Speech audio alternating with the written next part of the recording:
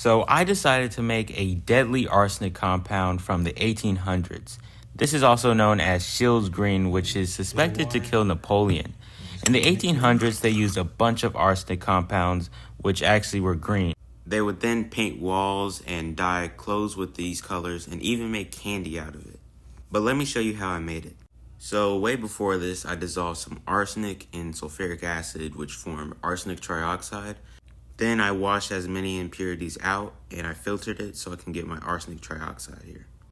Then I weighed out 10 grams of copper sulfate pentahydrate. Then I added 50 milliliters of water and let it stir and dissolve. I then weighed out 3 grams of sodium carbonate, which I made from baking soda. I then added 50 milliliters of water to the sodium carbonate and the arsenic trioxide, which created a slurry of it. Once that sodium carbonate has fully dissolved, I added the arsenic trioxide, and this creates sodium arsenite, which is important in the reaction. I let this stir for a couple minutes on high heat, and it fully dissolved. That black stuff at the bottom is actually elemental arsenic that didn't dissolve in the reaction, so I then filtered it and got the pure sodium arsenite. After that had filtered, I was ready to start the reaction. I poured it in a beaker and started to drop in copper sulfate, and it's a pretty beautiful reaction here.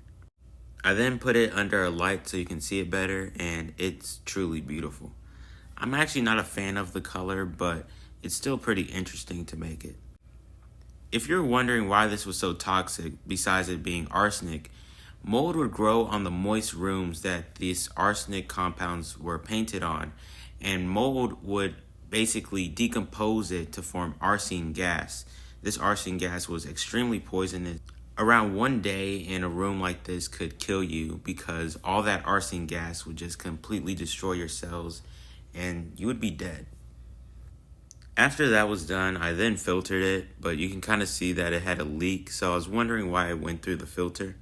Anyways, I then dried this out and you can see my final product. I had a yield of around 7.4 grams, which was actually pretty good. There probably is still some water in there, so I'm going to say around 7 grams. So I wanted to test it as a paint, so I got some of the Scheels green and added a milliliter of mineral oil, soap, and water, and you can see its consistency is slightly like paint. So there it is. That's how I made Scheels green.